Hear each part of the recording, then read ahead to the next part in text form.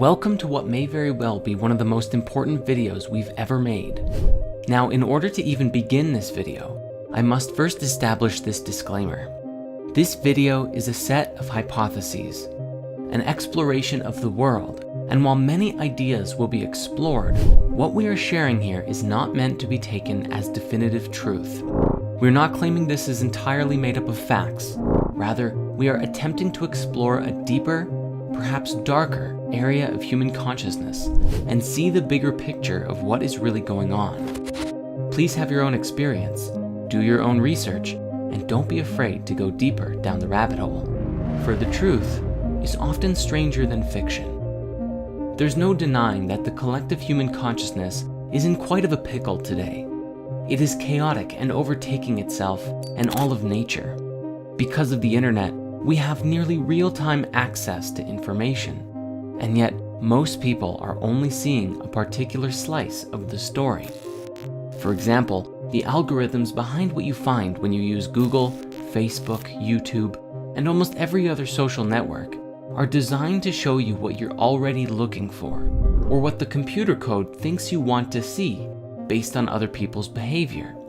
Unless you're actively searching for new information, to find something different, or follow someone who is creating content that is going down rabbit holes and sharing what they find, what you get is generally what you're already accustomed to seeing. You only see what you want to see.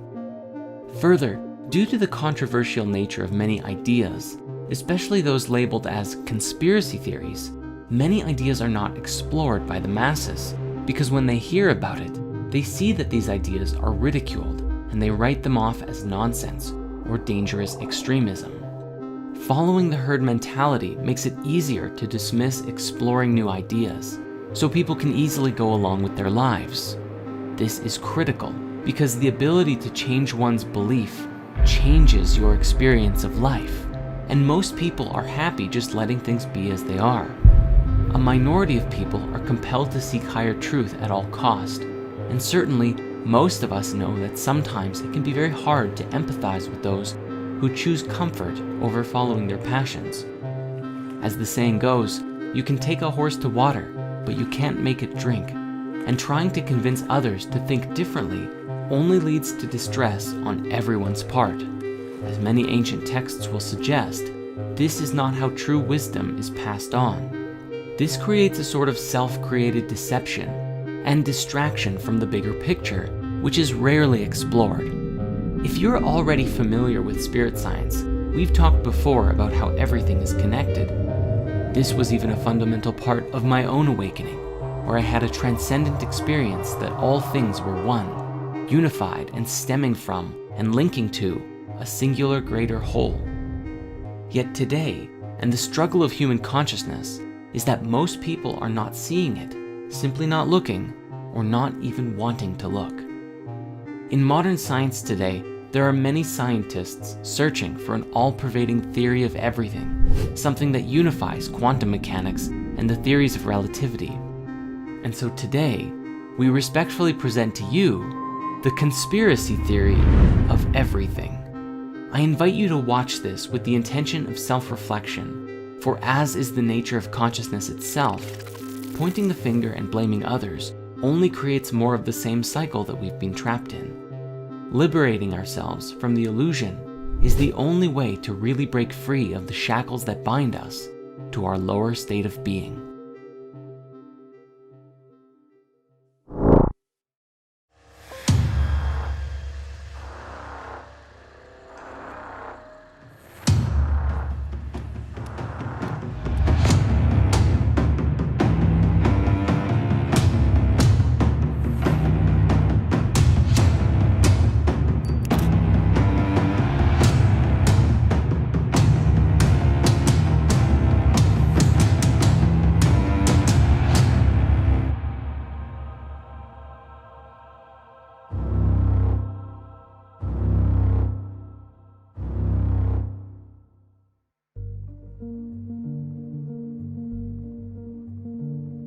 Our conspiracy theory of everything begins first with the demiurge. The demiurge is an ancient Greek and Gnostic concept describing a consciousness that is considered to essentially be the creator of the physical universe, but not the supreme creative force behind all things. A good way to explore this idea is through The Matrix, a science fiction story that suggests everything we think we know of as the real world is nothing but an illusion, a false world within which most are imprisoned, unable to effectively identify what is real. As people go about their day-to-day lives, they think that their world is authentic, but that every individual is truly plugged into an artificial reality severed from the real world. While people suffer, there is a tremendous benefit to the ruling overlords, who in the film were a form of AI. As it relates to us, this AI is in essence the demiurge. The demiurge was described as a force, a deity, or a consciousness who was responsible for the creation of the physical world and reality. However, in a way, it had imposed itself over top of the true reality, the supreme oneness that created all things. In this, it was a false god who had assumed authority over the world, masking the living beings, namely us, from the supreme truth, the highest order of creation, and making us believe that what we experienced as real, the physical reality that we are a part of, was the true, authentic reality, even though it wasn't. Depending on the school and belief of different Gnostic sects, the demiurge was either seen as something malevolent, deliberately trying to deceive us, or something that was simply ignorant or misguided of its place in the universe and the rest of creation, which led to us becoming lost in the illusion as a result. Said in simple terms, the demiurge was the force behind the physical universe, but within our consciousness, so long as we perceived that which is physical to be real, we were slaves to the illusion of the false or at least incomplete reality. To that end, these ancient people, at least those who are part of the ancient mystery schools, believed that the physical reality was an illusion. They sought to liberate themselves from the illusion of reality through varying spiritual practices, from meditation to plant medicine ceremonies and everything in between, in order to connect with higher realms of existence and break free of the false world by finding the truth, the supreme oneness within. This is because even the demiurge and the physical universe still stemmed from the supreme oneness, and the light of truth could be found within. Known to the Gnostics as Sophia, meaning wisdom in Greek, it was the act of awakening this divine spark within us that would return us to the higher realms, which became the ultimate goal of many Gnostic schools. This is where we find the roots of enlightenment and light concepts from around the world, which teach that within this world of suffering, we can release ourselves from the illusion through various forms of mastery and self-discipline, both physical, emotional, and mental. This, of course, takes considerable effort and intention to do so. In essence, transcendent people do what is hard, and that's why their lives are easy. People in suffering do what is easy, and that's why their lives are hard. Fast forward to today, there is a tremendous volume of voices from across the internet, exploring ideas, concepts, and sharing a metric buttload of memes. But amidst the voices of the masses, we find a new concept emerging and being discussed in scientific and even some mainstream circles. An idea that proposes that the entire universe as we know of is actually a hologram or a simulation of some kind. Scientifically speaking, if we look at the cosmos from the perspective of quantum mechanics, there is a general acknowledgement that we really don't understand the universe like we thought we did. We are seeing the building blocks of the universe, the subatomic particles, the waves, behaving in ways that do not make sense in the context of classical mechanics, which reveal discrepancies in the laws of physics. Yet, the laws of physics still stand and apply in a practical sense when talking about our macroscopic world. But the fabric of the reality that we live in operates by rules that we have yet to uncover. The holographic universe seems in principle to be very much like how you might expect a movie and a projector to work in tandem. When you watch a movie, you enjoy it linearly, going through it one frame at a time, usually at 24, 30, or 60 frames per second. The stories on the screen follow a narrative of some kind, and generally speaking, there are definite laws that make up the universe you are experiencing in the film. Yet, the quantum world, on the other hand, is like being able to observe the entire roll of film timelessly at any point, which includes zooming in on individual frames, playing things backwards, forwards, the sequels and prequels all at the same time.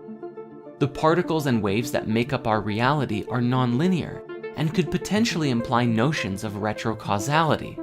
And while they too follow their own set of laws, they are different from the world we exist in at a macro level. Another example of this is found in computer code. What you are seeing on your computer or phone screen at any given time is a filtered projection of what is really going on underneath the surface, designed to be easy for you to interpret. Yet, under the surface of these machines, there is a computer language that is incomprehensible to nearly everyone. Languages like binary and machine code are too simple to make complex algorithms effectively in. Instead, programmers use higher-level languages designed to be understood by humans to write code that is then translated into the lower, base-level machine code and then binary at the bottom. What you are seeing when you look at your phone or computer monitor ultimately comprises mountains of ones and zeros that lay under the surface of the digital world, just like what is under the surface of our own reality.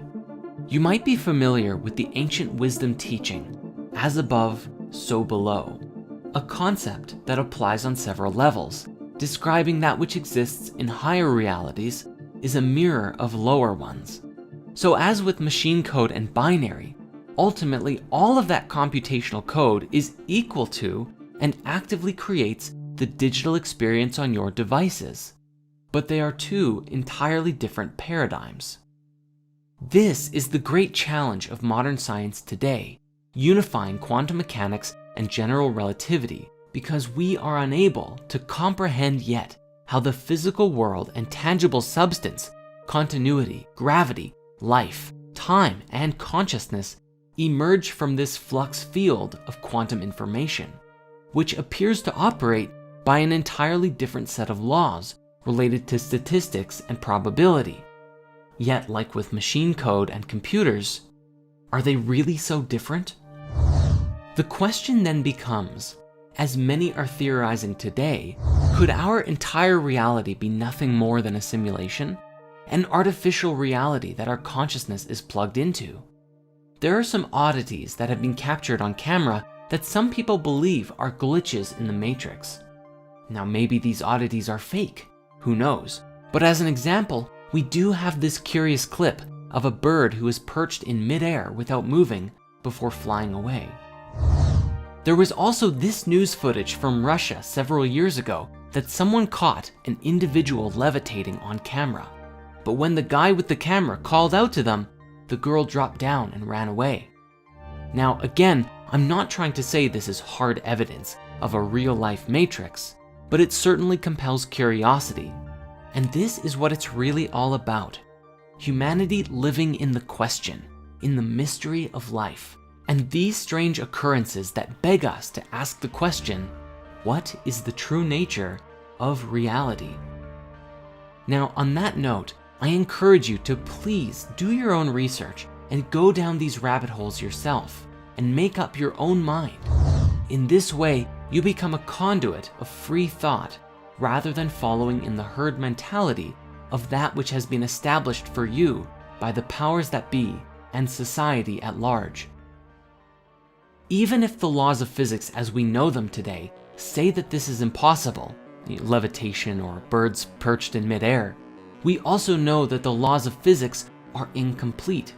We don't even know how to properly fit gravity into our standard model of physics, and perhaps unlocking these secrets will change everything for us.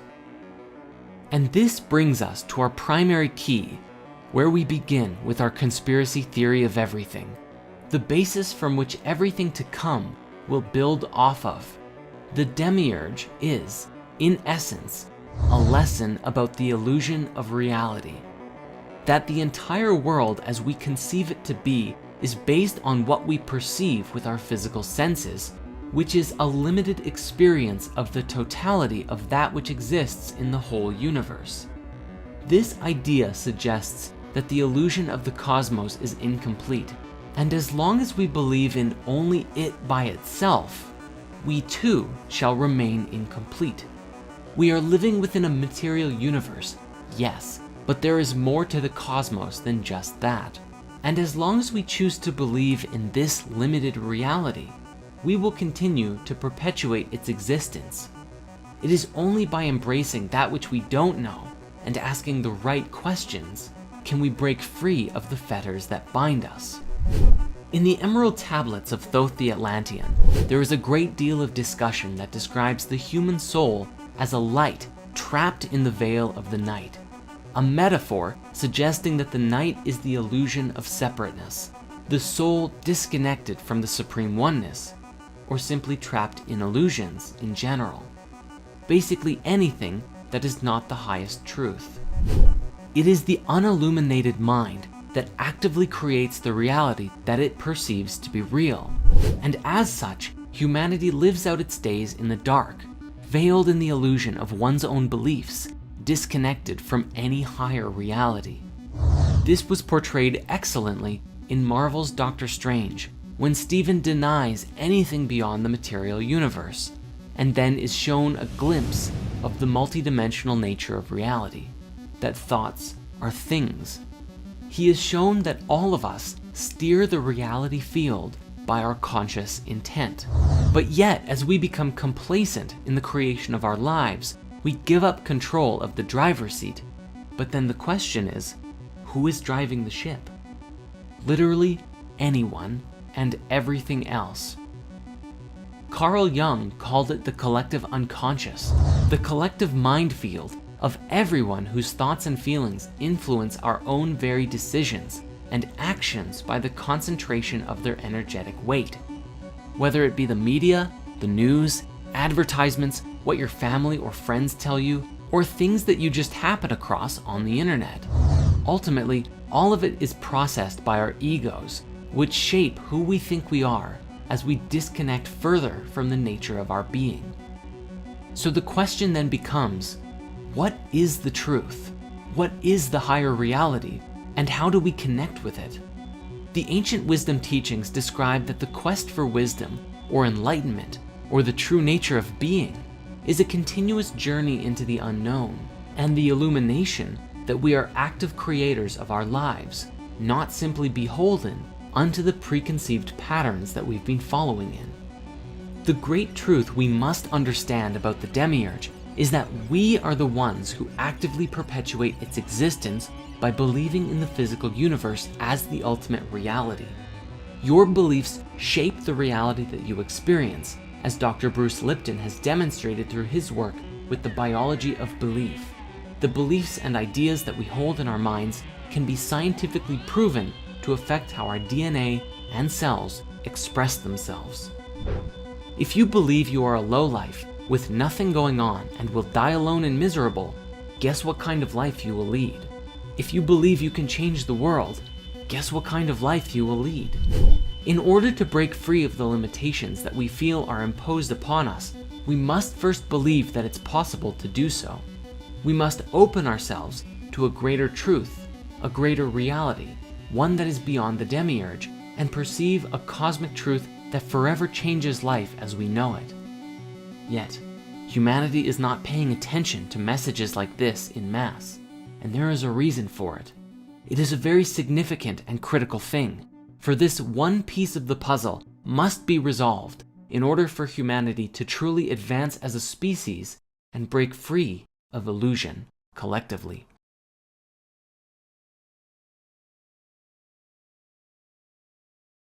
But with that, the mysteries of who is behind all of this aside, how exactly do the world elite control human consciousness? Due to the sheer volume of control mechanisms, here we're going to provide a lighter overview, and you are encouraged to explore these as you see fit. Fear and scarcity. At the highest level of control, fear is one of the most easiest methods to control the population in mass. This is a two-way street that binds the influence from the elite and us together, for we actively perpetuate the problem when we live from fear and scarcity, spreading it around to each other like a nasty virus. Fear can be used to corral people in all manner of directions, to take actions that are not in their best interest, or to give up their power and control to others. Our food. For the most part, all of the food that we're eating today is toxic, designed to subdue our creative energy, making us easily addicted to things that are unhealthy for us. Whether it's processed foods, rich with salt, sugar, and fat, or even our produce, which has been chemically engineered or sprayed with pesticides and herbicides. We can see this with Monsanto, who have actually patented seed and GMO production, disallowed the ancient practice of saving seeds, and ultimately controlled the food supply, but have masked it as providing the world food. We recently published a movie called Healing Your Body with Food, Spirit Science 33, which reveals the truth about food and where it comes from today. So we won't get super deep into it here because there is a lot to cover.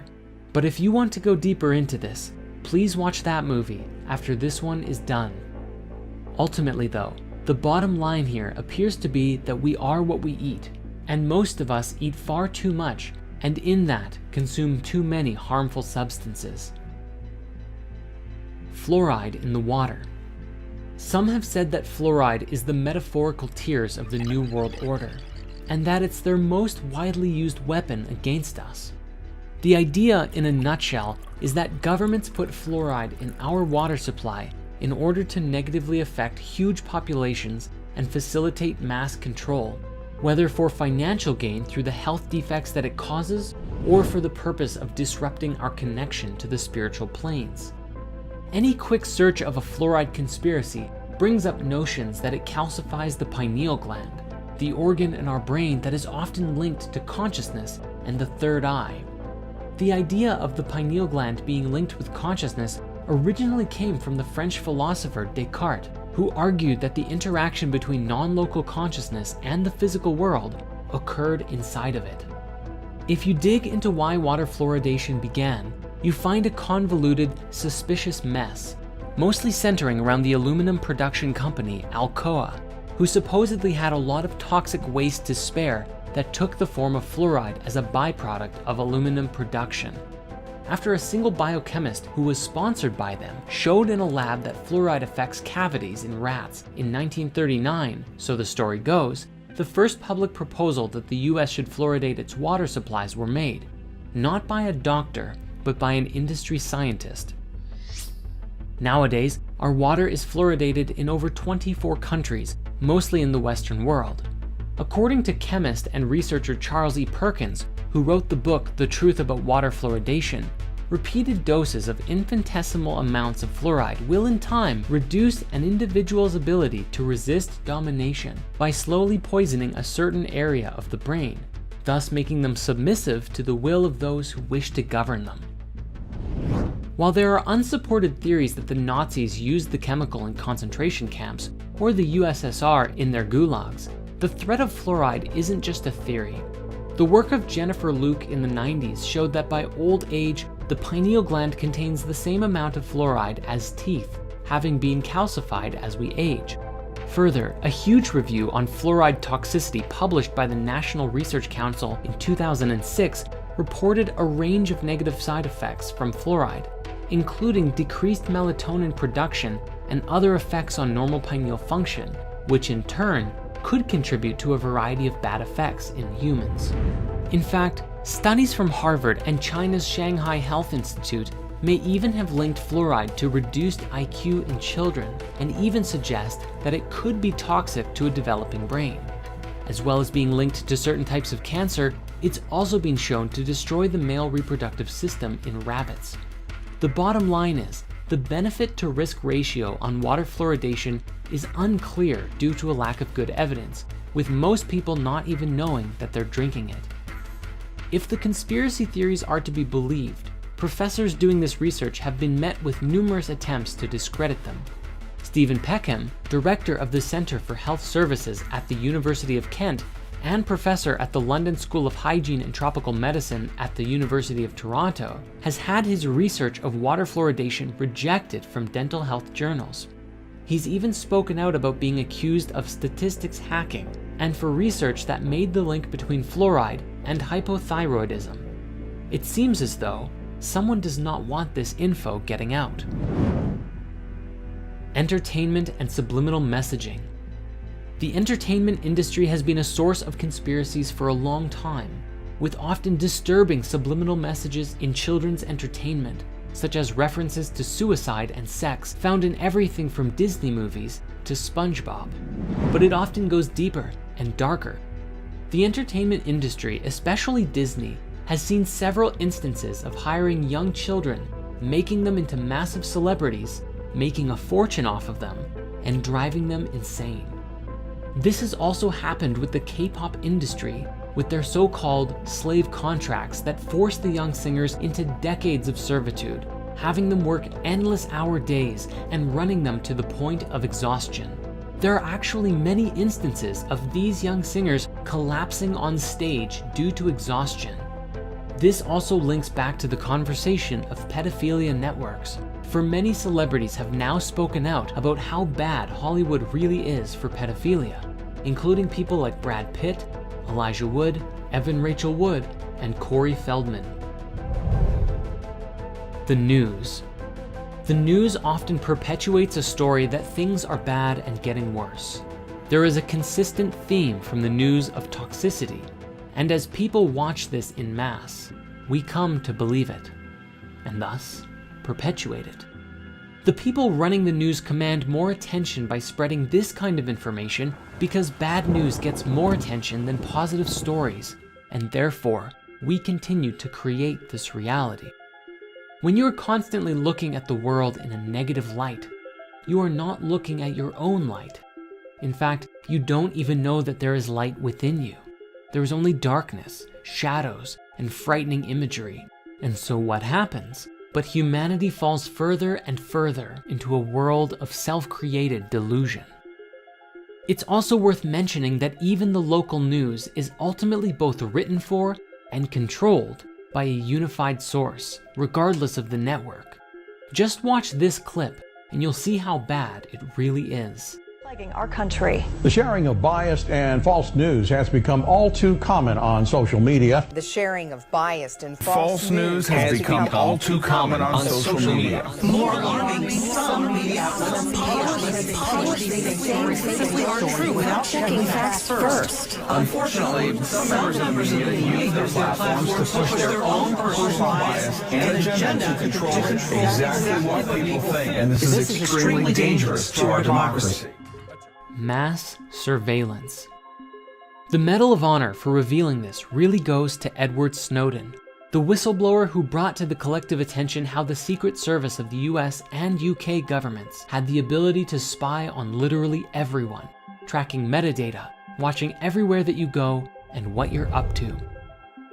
The first program to be revealed was PRISM, which allows for court-approved direct access to Americans' Google and Yahoo accounts and everything in them. Then came Tempora, a British Black Ops surveillance program run by the NSA's British partner, GCHQ. This includes stuff like call databases, numbers, text messages, and even a secret court order requiring Verizon to hand the NSA millions of Americans' phone records daily. One of Snowden's most frightening statements came in 2013, when he explained that by using the X-Keyscore program, I, sitting at my desk, could wiretap anyone, from you or your accountant, to a federal judge or even the president, if I had a personal email. The NSA's top secret black budget, obtained by Snowden, exposed the successes and failures of over 16 spy agencies comprising the US intelligence community, and revealed that the NSA was paying US private tech companies for clandestine access to their communications networks. All in all, it was revealed that the NSA was harvesting millions of emails and instant messaging contact lists, searching email content, tracking and mapping the location of cell phones, undermining attempts at encryption via Bull Run, and that the agency was using cookies to piggyback on the same tools used by internet advertisers to pinpoint targets for government hacking and to bolster surveillance. And yet, after all of this info being dropped, it has mysteriously disappeared from mainstream discussion. Our belief systems, we do it to ourselves. At some level, we have to take responsibility for ourselves. As easy as it may be to point the finger at the ruling elite, and there's no question, justice must be served, we must also recognize ourselves as a part of the problem through our own beliefs, herd mentality, and lack of mindfulness and unwillingness to strive for wisdom. If we wish to truly be a part of the solution, I know you've heard this before, but it's more serious than ever. Be the change you wish to see in the world. As Bruce Lipton has demonstrated with his groundbreaking work in epigenetics, our very beliefs affect our biological systems in deep and very impactful ways. If we can believe we can live a happy life, then we can. And if we believe that it's impossible, then we actually shut off ourselves and our bodies from receiving and experiencing satisfaction. Further, people will often try and rope their friends into their belief systems in order to validate their own opinions and perspectives. And so what we're dealing with here is a mass field of consciousness that is trying to push its beliefs onto everyone else, and the truth is muddled and lost. Generally speaking, all of this unconsciousness keeps us small, and we do it to ourselves. The collective mindset often appears to lack any interest in education, learning, wisdom, or connecting with truth, and in this may compel us to outrageous levels of stupidity. Now, at some level, we must be able to laugh at ourselves, because humans are notorious for often doing very dumb things. And in today's day and age, these things are often captured on camera and shared for all to see, which fills up Reddit and YouTube channels to no end. For example, scrolling through Reddit's Our What Could Go Wrong channel will bring endless laughter at the ridiculous things that people do every day. Yet, it is also a clear reflection of our lack of ability to generally exercise a higher consciousness on a regular basis. If we really want to evolve, we have to do better. From the very top of the chain to the very bottom, it seems clear that there is a problem. At the beginning of this chapter, we said that there is a sickness running through the underbelly of human consciousness. And while we have explored the idea that this sickness may be perpetuated and inflicted upon us by a demonic consciousness, whether it's sick, twisted psychopaths, a reptilian species, or demonic entities themselves, the truth is that we actively perpetuate it by staying asleep, pessimistic, and disconnected. And such is the nature of this chapter within the conspiracy theory of everything. Upon exploring the spiritual path, we can see that we remain complacent due to the disconnection of our souls. For when we live just from the ego, we live as self-centered, materialistic, pleasure-seeking beings who do not actively perceive or care for the search for anything greater. The soul is the voice of truth, love, and compassion within you, the most authentic and highest version of you. It is the eye of awareness within your heart that connects you to everything, that sees and knows that all things are connected. However, in mass, there are so many who are disconnected from the soul and don't even believe that it exists. Thus, ideas like this are often ridiculed and demeaned by the masses, which further perpetuates the soulless body of human consciousness running rampant. A body of ego. Obviously, this makes it very easy for the elite to control the collective mind using all of the ways that we've explored, because we are not operating from a state of higher collective consciousness. Rather, we are operating as if we are chickens with our heads cut off. Yet, if even but a glimpse of the soul can be seen, which often happens through lucid dreams, near-death experiences, psychedelic experiences, or other personal transformational revelations, an individual is usually changed forever. It is very difficult to go back to the way things were when you suddenly see and experience within that you are a part of something so much greater than yourself, and that your own thoughts, feelings, and actions have a direct impact on the world around you. How could you go back to being ignorant of this once you know a higher truth? We must be mindful that solving this problem must be taken from both ends of the spectrum. Those who are perpetuating the crimes against humanity, the mass manipulation, the pedophiles, the rapists, the murderers, all of them must be brought to justice. However, if we think this will solve all of our problems, we are sorely mistaken. For if we remain asleep and complacent, we remove one leader and a new one just takes its place, and the cycle continues forever. Thus, the other half of the equation is that we must also take it upon ourselves, each of us, to evolve our way of thinking, to heal the connection with our soul, and to be examples of what it means to be virtuous, soulful, and compassionate.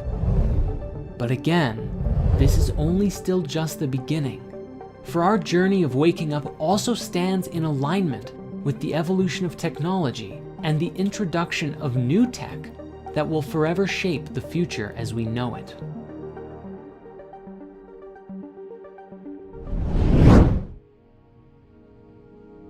The subject of extraterrestrials has mystified humanity for countless generations. The question of, are we alone in the universe, has inspired us to push forward and advance as a species in the search for life in the great beyond. But to this day, judging by the way people generally treat the subject, it would appear that we have yet to make any form of substantial contact. Yet, the awareness of a deeper truth, that something is being hidden from us, is regularly being leaked to this day. Let's start with some basics, which would be UFOs, which we all know stands for Unidentified Flying Objects, or as they're starting to be called today, UAVs, Unidentified Aerial Vehicles. It was shortly after the 2 atomic bombs went off during World War II that UFO sightings spiked around the world. Hundreds of reports of UFOs began to emerge in the decade that followed the incident, and it was in 1947 in Roswell, New Mexico, that things got really interesting. Reports of a UFO crash landing in the shape of a flying disc inspired tremendous interest in possible alien activity as the US military quickly quarantined and cleaned up the site, claiming it was simply a weather balloon. This was really the beginning, and today, thanks to modern technology, especially cell phones, we have access to thousands, if not tens of thousands of seemingly unexplainable UFO sightings from around the world. My own personal favorite is the Dome of the Rock incident from 2011, where several independent people caught footage of a bright, glowing, and oscillating orb that descended over the Dome of the Rock in Jerusalem. After hovering over the sacred temple for several moments, it shot upwards with tremendous speed, disappearing into the sky. In more recent times, a video that was leaked several years ago was released by none other than the Pentagon, featuring 3 separate accounts of US military pilots attempting to track and follow incredibly fast-moving aerial ships, without any clue as to what they were. Along with curious phenomena like these, we also have a long list of ex-military officials who have either claimed to have seen or even had some level of interaction with these crafts, identifying that not only are they real, but they have no idea what they are. One particular interesting subject in this discussion is the work of Robert Dean, a retired command sergeant major who, after that job, became a ufologist and had been very public about his experiences with UFOs and ETs up until his passing away in 2018. At one point, he gave a presentation, the full thing of which you can find available on YouTube, accounting many of the things that he saw in the military and NASA. The most interesting of which being the story of what happened during the real moon landing. Now, many people today believe that the moon landing itself is a conspiracy, that it was faked because of certain things that stand out about the moon landing that don't make sense, such as why the crosshairs of a camera are appearing behind a particular object on the screen, or the strange objects in the reflection of the astronaut's visor. But what Robert Dean has described was that there was actually a real moon landing, but what happened was that upon arriving at the moon, what the astronauts found was that it was populated. There were, according to him, little alien people walking all over the place, ships flying through the, well, I'd call it air, but I guess they don't have oxygen up there, do they? This was such a shock to the astronauts that after their visit, they returned back with 40 rolls of film of what they saw, and NASA supposedly destroyed it. The thinking seems to be that the revelation of this truth was so out there that NASA buried the truth because of what would happen to the world if this was to get out. Now, I'm not saying that I'm in support of hiding the truth, but at the same time, think of how many religious beliefs would be shattered from this truth. How much chaos would be caused if all of a sudden, our entire global paradigm was to change in an instant. Again, I'm not saying that they're destroying the footage, if it did happen, was a good thing, but at the very least, trying to see things from every perspective. Specifically, there was an ex-CIA operative who spoke with AJ Plus at one point, and she described that the single most important thing that she learned from her time as basically a spy was that everyone believes they are the good guy. So even if this event did happen, whoever it is at NASA who controlled all of the information probably did it believing they were doing the right thing. We will return to Robert Dean at another point soon because he shared something else that was very interesting. However, first we have to discuss this. You may be familiar with a man named Bob Lazar, one of, if not the first, to come forward with inside leaks about the secret government UFO programs. He claimed to have been hired in the late 1980s to reverse engineer purported extraterrestrial technology at what he described was a secret site called S4, a site similar to and rather close to Area 51. He described that he had access to a recovered UFO ship and for several years was attempting to discover the secrets of how it worked. Lazar claimed that the propulsion of the studied vehicle was fueled by the chemical element with the atomic number 115, known today as moscovium, or E-115, which at the time was named unumpentium, since it hadn't been created yet. However, it was first synthesized in 2003 by a joint team of Russian and American scientists for real. He said that the propulsion system relied on a stable isotope of E-115, which supposedly generated a gravity wave after being excited by livermorium, element 116, during proton bombardment. He argued that the decay products brought about by the reaction between the two elements would include gravitons, a hypothetical quantum particle that is thought to be responsible for gravity. In his new Netflix documentary, he used the analogy that the craft is kind of like a bowling ball. If you were to put a ball onto a piece of fabric or your bed sheet and then proceeded to push down on the areas around it, the bowling ball would fall forward into the bends and gaps that you create around it. In this way, the craft would kind of just fall through space by distorting space-time around it, like in a continuous rolling motion. This is what allowed the vehicle to fly and to evade visual detection by bending light around it. He said it levitated silently, and when it was activated, he was unable to even put his hand on it because the force would repel his hand away like a strong gravitational field. According to intel that he received while at S4, the ship, which was one of 9 that the military had access to, was originally from the twin binary star system called Zeta Reticuli and had belonged to the Greys, which are the most common visual of aliens that we generally see today when you think of what an alien might look like. We even have an emoji for it. He also explained that the way that the military worked was so secretive that they wouldn't even let the various divisions studying the craft to communicate with each other, so progress on reverse engineering the technology was very slow. While one group would be working on controls, another on propulsion, and another on, well, you get the picture. But due to this isolation, they wouldn't easily be able to identify how the different parts of the ship were interconnected and worked together, and thus reverse engineering became very difficult. This was especially challenging because supposedly the ship was entirely interconnected. There weren't really any moving parts. It seemed to be one singular solid object. The seat and floor and panels and walls were all one singular material, with no sharp edges anywhere, an entirely different kind of machine than anything we're used to today. Now, after Lazar came out publicly about this, his life fell apart.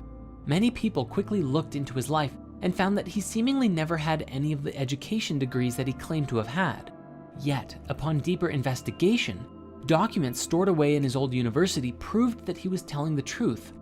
Bob explained that after he came out publicly, he received a phone call from his ex-employers who said, "Do you have any idea what we're going to do to you now that you've done this?" And for many years, Bob suffered as much of his past was erased, and he was made to look like a fool in front of the masses. Now, Bob's story is a very interesting one. My highest recommendation is checking out the documentary he created with Jeremy Corbell called Bob Lazar, Area 51 and Flying Saucers, as well as the Joe Rogan podcast that they appeared on, where Bob goes deep into the story of what happened and what he learned. But Bob isn't the only one to come forward with some fascinating stories, and this brings us to Dr. Stephen Greer, who founded the Center for the Study of Extraterrestrial Intelligence, or CSETI, in 1990 to create a diplomatic and research-based initiative to contact extraterrestrial civilizations, along with the Disclosure Project in 1993, a research project devoted to disclosing to the public information that the government and military supposedly have had regarding the existence of UFOs and ETs. The organization claims to have over 3,000 confirmed reports of UFO sightings by pilots and over 4,000 proofs of what they describe as landing traces, evidence of UFOs landing on the Earth and leaving behind a sort of electromagnetic signature. If we pair this with what Bob Lazar said, it's entirely possible these ships could be bending light, entirely invisible to us, though perhaps not high-level military scanners. Dr. Greer also appeared on the Joe Rogan podcast many years ago and explained some very interesting things. What he received from a collection of over 30 documents from the NRO, NSA, CIA, FBI, and presidential briefings was that the way that these ships work and the way these ETs understand the universe is leagues beyond our own. What he described was that while today we believe that light is the fastest thing in the universe, this is only a barrier, and on the other side of the speed of light are laws that are governed by some sort of super consciousness, and that it is from this higher awareness that interdimensional travel becomes possible, and you can move throughout the universe nearly instantaneously without worrying about the speed of light, which is simply too slow to travel at if you're going from solar system to solar system, or especially across the galaxy, or even between galaxies. This is incredibly important to us because it's relative to the idea that consciousness and conscious thought actively steers the field of reality that creates the experiences that we have. This is a subject we will return to shortly. However, this conversation has one massive implication. You see, one thing that Dr. Greer explained was that the significance of alien life to us isn't really all about ETs at all, but about technology. The very instant that it became available would completely transform life on Earth forever. Imagine suddenly being able to travel to distant planets or explore the universe, and forget about having power to fuel the entire world's energy requirements forever. You'd have enough power to blow up a planet if you wanted to. This has tremendous implications to it, and may even be part of the reasoning for keeping the technology hidden for now. The question arises, is this technology hidden so that only the secret rulers of the world can have it? Or is it because humanity is not yet ready to inherit such a gift? One final piece in the ET and UFO conspiracy is the concept of the hoaxed alien attack. This comes from the late Dr. Wernher von Braun, the top Nazi scientist of Hitler's army, who, after World War II, came to the United States to work for the US government. Funny how that happens. And on his deathbed, he theorized that after a war with the Middle East, one day there would be a hoaxed alien attack, which was a part of the secret plan to weaponize space and control the world. He actually urged Dr. Rosen, his secretary, to thwart this plan above all else, because if it were to come to pass, and space was weaponized, whoever controlled these powers would have complete and supreme control over everyone, and the world would fall under the complete control of the oppressors. Now, the subject of ETs does not end there, however, because there is also the reptilian conspiracy, most famously brought to the public attention by the British conspiracy theorist David Icke. It's become one of the most infamous and popular conspiracy theories ever, sparking numerous parodies and commentaries in the media and TV shows. To put it simply, Ike believes that an interdimensional race of reptilian entities known as Archons have hijacked the Earth and are stopping humanity from realizing our true potential.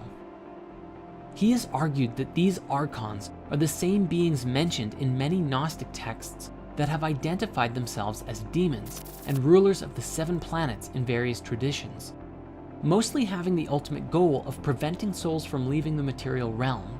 He claims that because of this, they have gone by many names throughout history, including the Anunnaki from Sumerian myth and the Watchers and Nephilim from the Book of Enoch.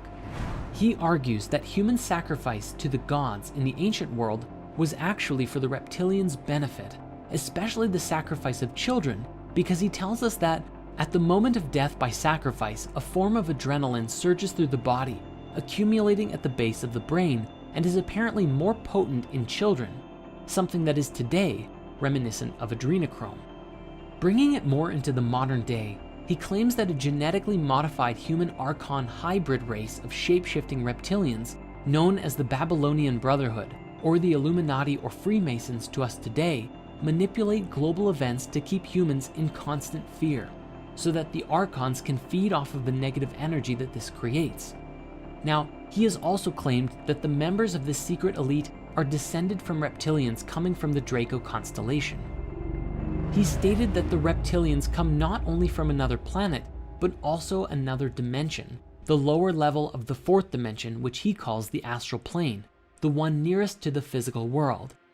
As of 2003, when his books originally brought this theory out, he said that the reptilian bloodlines include all American presidents, 3 British and 2 Canadian prime ministers, several Sumerian kings and Egyptian pharaohs, and a whole bunch of celebrities. Remember when that article went viral about how Justin Bieber supposedly turned into a giant reptile in front of everyone? Some of the most prominent bloodlines are said to include the Rockefellers, Rothschilds, various wealthy European families, and established families of the eastern United States, and the British royal family. In fact, he said in numerous interviews that he saw former British Prime Minister Ted Heath's eyes turn entirely jet black while the 2 men waited for a Sky News interview in 1989. Ultimately, the global elite make up the top of the pyramid for the reptilians in modern day, all with the intention to keep us sedated and trapped in this reality without gaining a higher knowledge. At the top of the global elite are what Ike has referred to as the prison wardens, who oversee us in what is, to them, just a prison world. Along with the New World Order, their main goal is apparently to create a microchipped population, a one-world government, and a global Orwellian fascist state, a brave new world, which he claims will be a post-truth era where freedom of speech is denied. And how are they planning to do this, you might ask? Well, if Ike is to be believed, then the Brotherhood either created or controls everything. Things like the United Nations, the International Monetary Fund, Round Table, the Council on Foreign Relations, Chatham House, the Club of Rome, the Royal Institute of International Affairs, the Trilateral Commission, and the Bilderberg Group, as well as the media, military, CIA, MI6, Mossad, scientific publications, most religious doctrine, and even the internet. In other words, they control every aspect of our society and can make us believe what they want, when they want. Before we move on, I think it's important that we now revisit Bob Dean and a particularly interesting story that he shared during the European Exopolitics Summit in 2009. He described that he was attending his son's retirement ceremony from the US Navy in Washington, D.C., and at this event, there were a great deal of active and retired generals, admirals, captains, and more. One particular retired Navy scientist approached him and said, "Hey, I know you. You're that retired command sergeant major who has opened up about the UFOs. I have a story for you, that my last government job was as a plasma fusion physicist at a top secret place outside of Las Vegas, and I was working there for 5 years with 2 guys who were not from here. They were from somewhere else, delightful people supporting us in figuring out plasma fusion, which equates to infinite energy forever." The man said, "After a few years of working with these guys, I approached one of them and asked, okay, what do you really think of us, humans, as a species? And the alien said, well, since you've asked, we think you are a primitive, savage, and dangerous race. The other alien, who was listening in, then leaned in and said, and you also smell bad. And he explained that it's not really about our bodies, although yes, we have polluted our bodies and the earth to a wild extent, but that we also have a psychic odor about us. Our thoughts and feelings are so negative that other higher species find it terribly offensive. While this story is actually kind of funny, it's also something that we should take very seriously.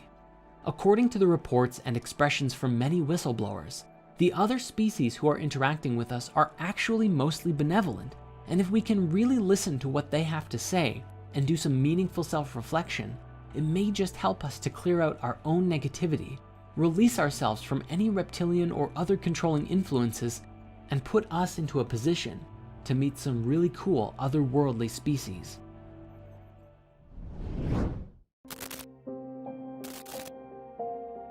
Know your customer. It's the de facto business mantra of our modern era. Collect enough information on everyone's web browsing and social media habits, listen to what they talk about when they believe they're alone, and feed the data into a network of computers so complex that computer scientists aren't even sure how it works at all anymore.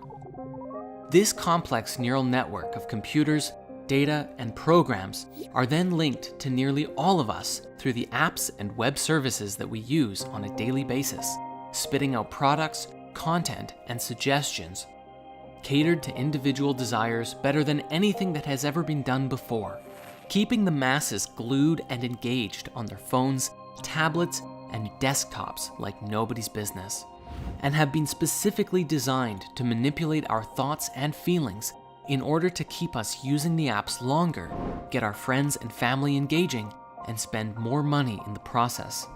This is our current reality.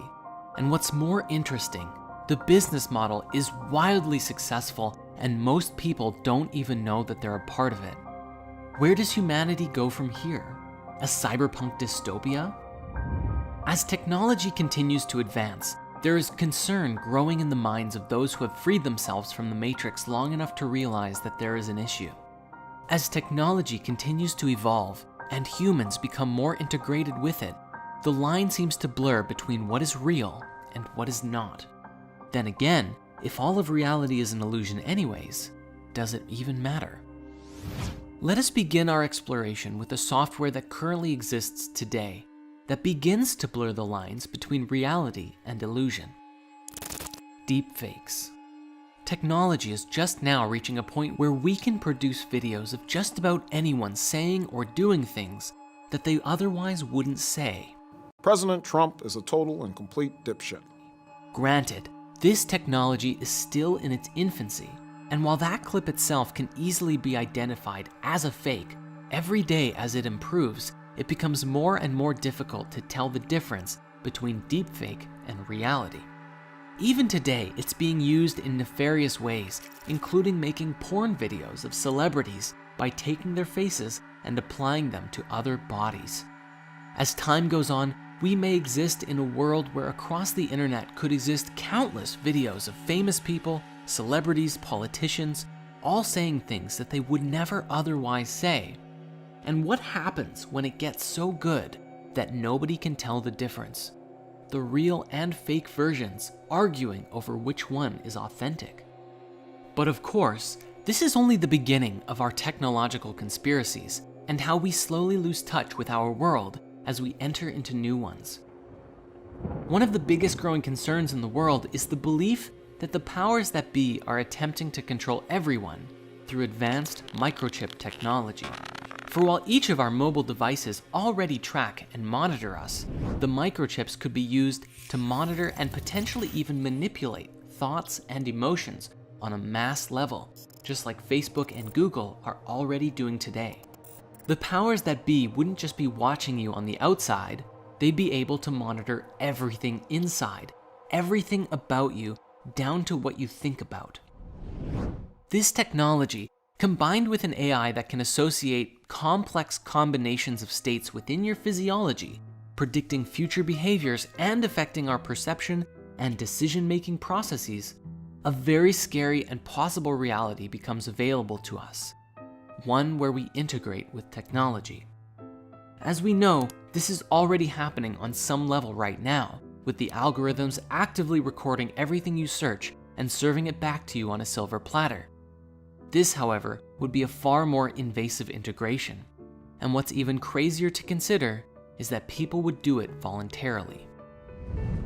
You see, very few people are going to just allow this technology to be embedded in their bodies just so that the government can monitor them. Rather, just like with cell phones today, the microchip will be a no-brainer for people who are willing to receive the benefits of this tech, and the exchange? Intimate access to your personal information. Everything you see, think, feel, touch, taste, and so on. But what kind of benefits would there be? Well, at the earliest level, which Elon Musk has already announced with Neuralink, is that by connecting a very few tiny wires directly into your brain, they could theoretically overwrite neural patterns of depression, anxiety, and even help heal spinal problems, among other things. But in the grand scheme of things, and with a great deal of innovation, where this technology seems to go is into the realm of having a sort of telepathic link to the internet. When you have a question, instead of pulling out your phone and searching for the answers on the internet, you can access all of the information instantaneously about anything that you want. For others with the implant, you may find yourself connecting to others in a pseudo-telepathic kind of way, where your thoughts and feelings could be personally shared with others in real time, communicating beyond words, but with a language of images, pictures, and even sharing experiences.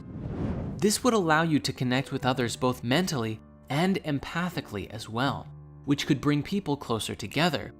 This would fundamentally change the education system too, for who needs school when you have instant access to every bit of information known to mankind right there in your mind? This chip could theoretically support you in downloading information thousands, if not millions of times faster than reading or watching documentaries. Much like Neo in the Matrix, downloading a lifetime worth of fighting techniques and becoming a kung fu master in a single day, this level of integration could be possible with this kind of technology. Imagine if you wanted to become an amazing artist or learn everything there is to learn about programming, quantum mechanics, or even becoming a professional accountant or lawyer. So why not just spend an afternoon or evening downloading and installing courses directly into your mind? You could theoretically condense 6 years of intense university studies into a weekend and have the exact same level of knowledge, or even greater knowledge, compared to someone who took the time to learn it the old-fashioned way. And as more and more people integrate with technology, it may even lead to a collective hive mind, where everyone's own brains become processors for a collective consciousness shared amongst all integrated people. On the one hand, it's very much like the Borg from Star Trek, but on the other hand, it seems to relate with many ancient writings, such as the Hermetic texts, as well as ideas that people like Stephen Greer have put forward. The idea that there is only one consciousness, and while all of our bodies appear separate and perceive disconnection from one another, ultimately, we're all sharing the same consciousness within the source field. The advent of this kind of technology would have earth-shattering implications for all of us, and life would never be the same. A sense of personal boundaries and privacy disappears as we become more open and interconnected in mind and body. But again, as wonderful as some of these ideas sound, the conspiracy remains. Who programmed the AI that links into our minds? And much like Facebook and Google operating today, would this mental tech dissolve our personalities, losing our individuality and making us more like robots? When all of us are connected in this kind of way, the lines of reality blur further, and we are called to ask, who are we, really? Yet the microchip technology is really only the beginning for how we might connect through tech, because where things could go are directly into the realms of something straight out of a sci-fi movie. Let us start with some rather inconspicuous innovations that could change the landscape of the world in a massive way. Perhaps one day, let's say scientists and engineers complete a prototype for an artificial eye for blind people. One simple surgery, and it's a miracle. People who have been blind their whole lives suddenly have the gift of sight. But it won't stop there though. Suddenly these people can see wavelengths of light that normal eyes can't, have an integrated zoom feature giving them binocular eyes, and even have an augmented reality display directly in their inner vision. These people could literally play Pokemon Go anywhere without a phone, literally seeing Pokemon all over the place. When cyborgs can not only see, but see better than someone with normal eyes, even people with fine eyesight will want this upgrade, and a new generation of upgraded humans begins. Even on a less invasive level, we have the ideas like the digital contact lens depicted in the new Brave New World series, which is a contact that hooks into receptors in the back of your eye, giving you a direct mental and visual link to everyone else in society. This could happen with prosthetics too, and in a way it already is, although the tech is still in its infancy. If someone loses or breaks their legs or arms in a terrible accident, they can one day get bionic limbs that are more powerful and capable than any normal body part, giving them super strength or super speed, at least up to the limits of what the rest of the biological body can handle. When this tech is available, of course some people will opt to have their arms or legs replaced by bionic body parts. This may even be especially popular in top secret super soldier experiments done by militaries of the world, if they're not already doing it.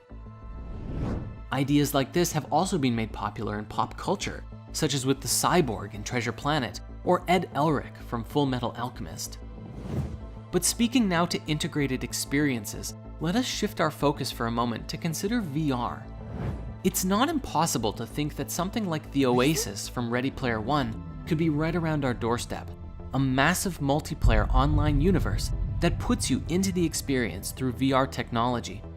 This could, and likely would, lead to a form of mass exodus from real life, as people begin shifting their lives into this digital realm. Why go to work in an office when you can work from any conceivable place in the universe?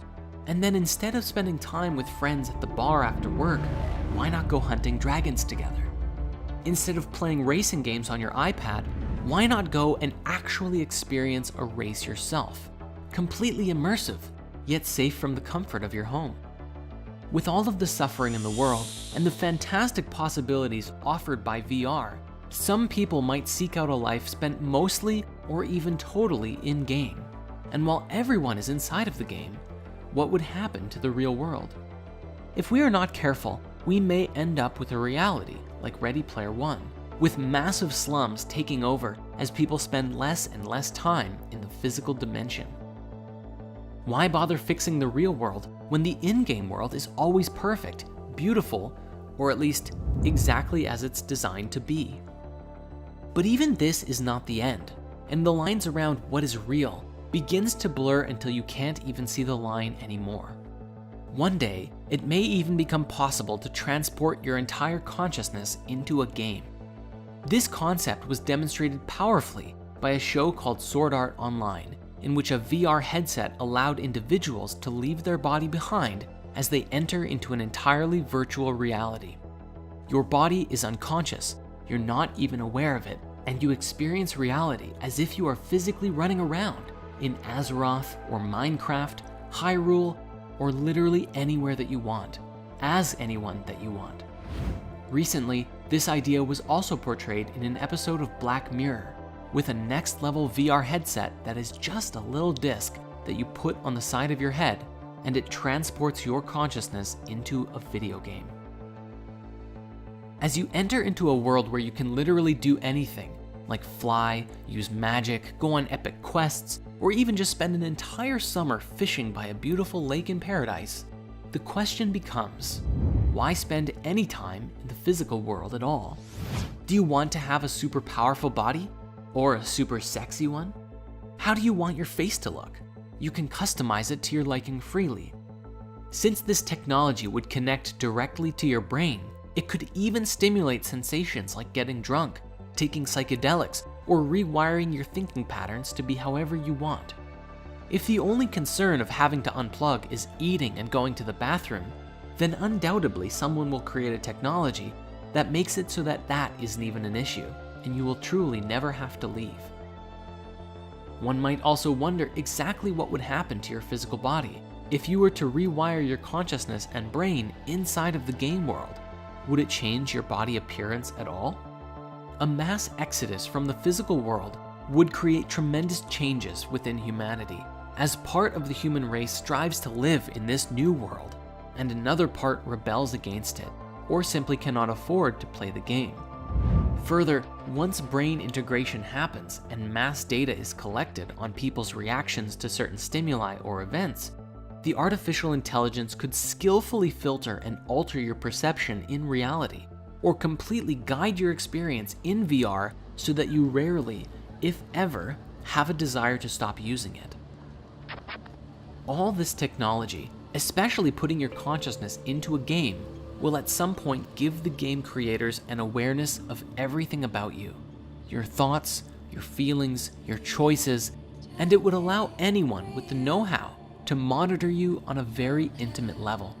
And yet, most people will probably skip past the 50 to 100 pages of terms of service and press accept anyways, because the ability to shoot fireballs and fly is waiting for them on the other side of the sign-up page. And seeing the pinnacle of all of this together, as humanity grows and becomes more advanced and can even create an entirely robot body, if we can transfer our consciousness, our thoughts and memories into a machine, then we could exist with a robot body just like Ultron himself. When that day comes, we will be forced to ask, what constitutes a human being? Now, to some people, this already sounds amazing and can't wait for the future. However, the conspiratorial aspect of this comes in the form of a question. As we step into the next 100 years of change and beyond, who is really running the show?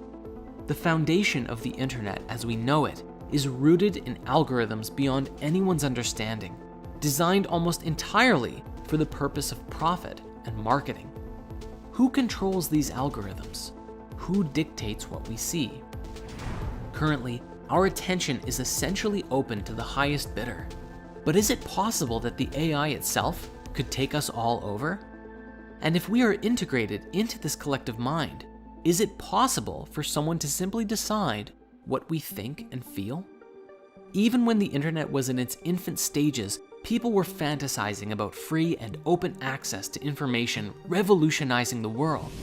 And while that tech did become available, social media has also come to the forefront and allowed some of our worst primal instincts like tribalism and manipulation to resurface with greater strength than ever before.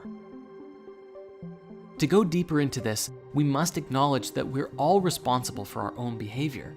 But as far as social media is concerned, how we use this technology is also beholden to those who created it.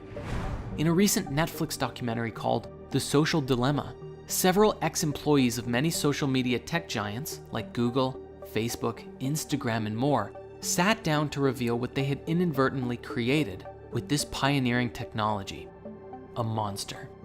They explained that they have created a world in which billions of lives are affected by the decisions of a small number of programmers, a social reality in which, through the way that the apps and software work, it facilitates very small and subtle changes in the way that people think and feel. It's so subtle that you don't even know it's happening. But the result is that most of us end up living inside of a delusional bubble, seeing only the content that we're already exposed to seeing. And this software can even help us create negative responses to people who believe anything different than us. The technologies, they explained, are designed specifically to get as much engagement out of you as possible, to get you spending more and more time and then more money just by browsing these social media sites. Really take a moment to think about that. Every single thing that comes up on your own social media feed was put there by an algorithm that was trying to get you to keep scrolling, to warm you up to spending money with an ad, or continue to foster engagement by connecting with other people and bringing them back to the app too. A supposedly leaked document from a marketing presentation for video games showed dozens of pages, plans, and methods to use AI and data collection on the target gamer to determine when they were more likely to buy in-game items, and aggressively market to them by displaying offers at those times. Audio captured by the devices revealed to the AI the gender and mood of the player, and found that Wi-Fi signals could reveal their location, such as if the player is in the car or in their bedroom laying down. The AI would also pick up mouse movements and typing speed, revealing levels of engagement, determining how best to serve these ads to the individuals. All of this data is fed into the AI and analyzed by the marketing team to exploit human psychology for the sake of selling virtual goods. The presentation goes as far as using voice tone analysis to determine when players are slightly, moderately, and severely depressed, and then reduces the use of emotion-based advertisements and switches to logic-based advertisements, which were shown to be more effective in a depression. You can imagine what other tactics they might be using, and combined with their ability to manipulate the game to influence your state once you purchase more from their store, well, we weren't kidding when we said technology can be used to control us. Even if this presentation was fake, everything mentioned in it is well within the demonstrated power of AI today, and if it hasn't been integrated yet, you better believe that someone is working towards it. One singular and perhaps most critical questions we can ask ourselves in relationship to this new technology is, what is truth? How do we define and collectively agree on truth? Specifically, if we live in a world where no matter what you believe, you can always find support or evidence for the argument and perspectives that you hold. Want to believe the earth is flat, round, or hollow? You can find ample evidence for all three. Are you left-wing, right-wing, extreme center? It doesn't matter. On the internet, these ways of thinking are both the greatest and most logical and perfect way of thinking, and the most destructive way of thinking that is destroying our beautiful planet, all at the same time, depending on who you ask. Thus, the question of truth becomes a pertinent one. How do we, collectively as a species, find truth together? This is a question that we will revisit further down our path. Regarding the modern news and entertainment industry, we already know that the masses are manipulated daily to think and feel and respond in certain ways. And with the insights offered in the social dilemma, it seems as though our social media is also encouraging us to begin behaving in hive mind mentality. This technology appears to cause us to stop becoming unique individuals and become just a cog in a massive machine. And this is where there's a pending issue with the integration of technology. What's to stop the AI from changing the nature of your being based on who's advertising to you in any given day on a deeper level than ever before? In the world today, as people have negative responses to news or events, this fuels more negativity around the issue. Not to mention, the news actively fuels more negative press and stories on a daily basis, so that even if there's a lot of good in the world, the negative stories always seem to get more attention.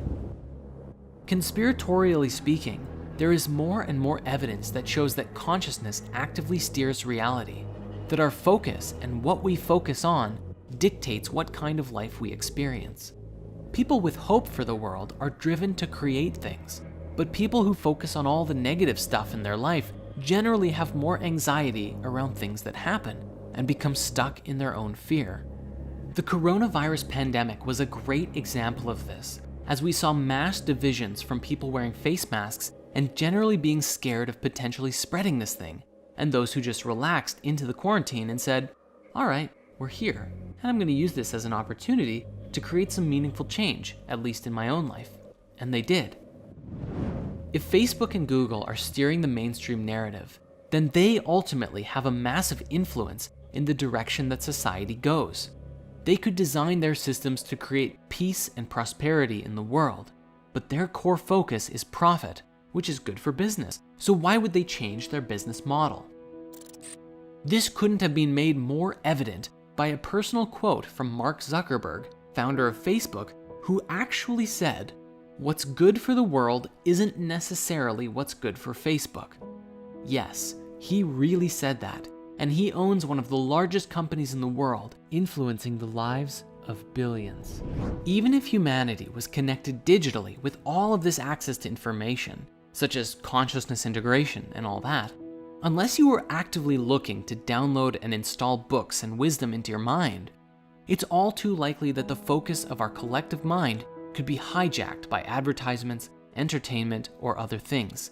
The exact same as how we are constantly distracted by social media today, and this could even be used to steer our species in the direction of whoever or whatever was pulling the strings. At this point, it almost appears as though this kind of technological integration is inevitable, and if you're conflicted about it, you're not alone. On the one hand, the ability to read every book you ever wanted to in days, or learn more about yourself and the universe in such a short time, or master Kung Fu, is very appealing. On the other hand, if your mind can be controlled or even forcefully steered in any direction by someone else, then is that really a paradigm that we want to be a part of?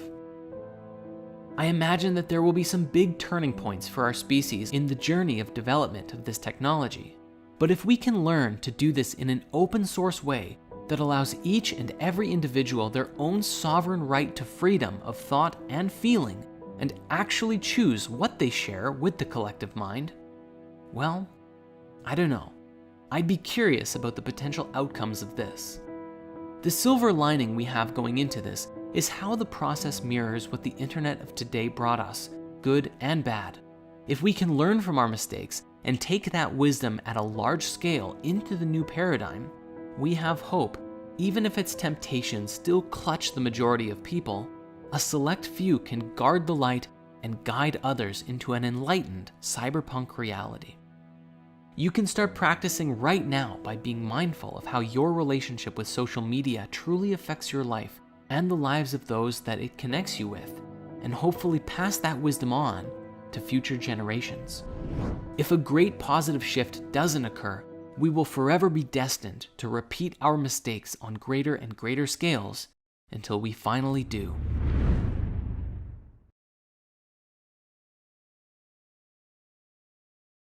As we've seen so far, humanity is undergoing an exponential increase in veils being lifted, and we are seeing life being stirred up and changed like never before.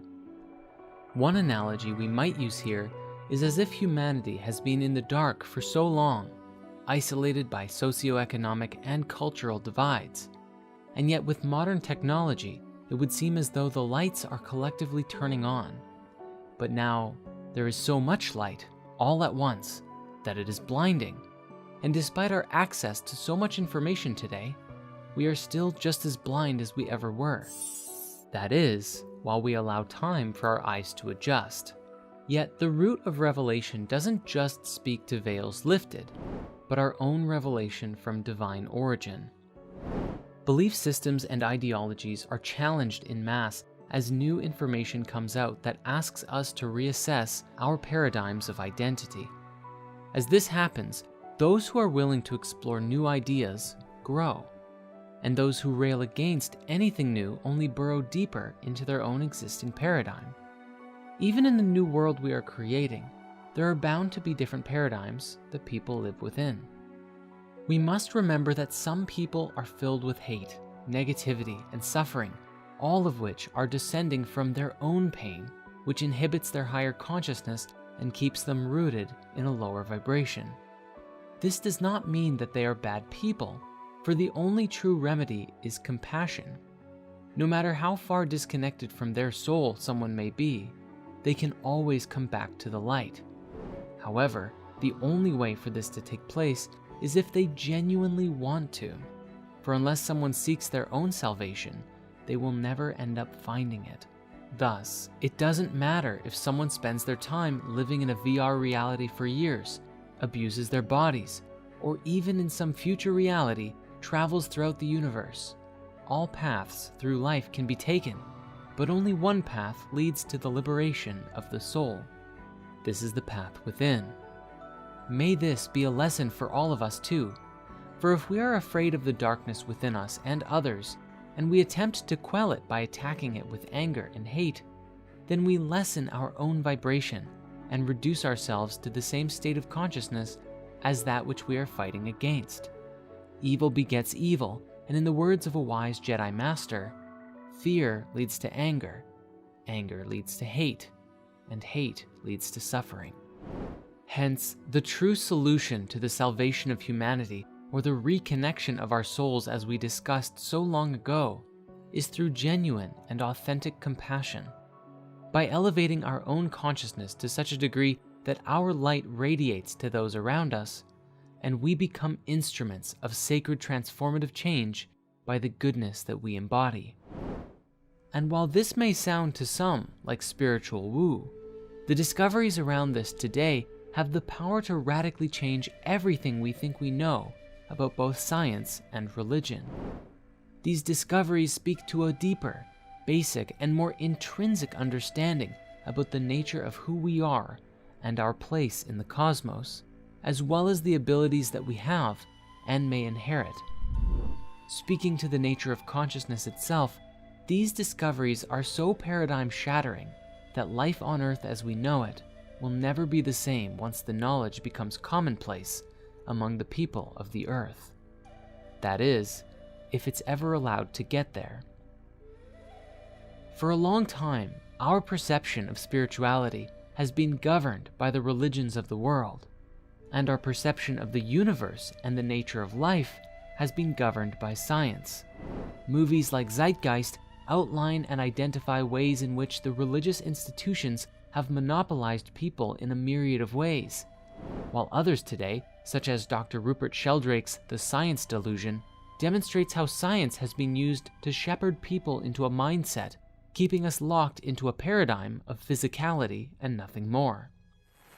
Further, these two voices of science and religion have been at odds for a very long time, sharply criticizing one another, or otherwise outright refusing to acknowledge each different perspective, or their many merits and wisdoms that they bring forth. Despite this, today new revelations about the nature of consciousness stand to shatter the illusion of separateness, destroy the dogma we've clung to for so long, and give us a foundational blueprint to create a new world for ourselves. Truly, it's how we can create heaven on earth. All that's required is our complete participation. One example of this is found in the work of Dr. Bruce Lipton with The Biology of Belief, which explains with profound scientific logic that our beliefs and self-identity are a product of our environment, and that as we think it, so shall we become. His work describes that if we spend our lives believing that my family had a hereditary disease, so I'll get it too, you are consciously and subconsciously programming your body with signals that will facilitate you creating that outcome. And of course, this belief and others can come from our parents and family or the environments that we expose ourselves to.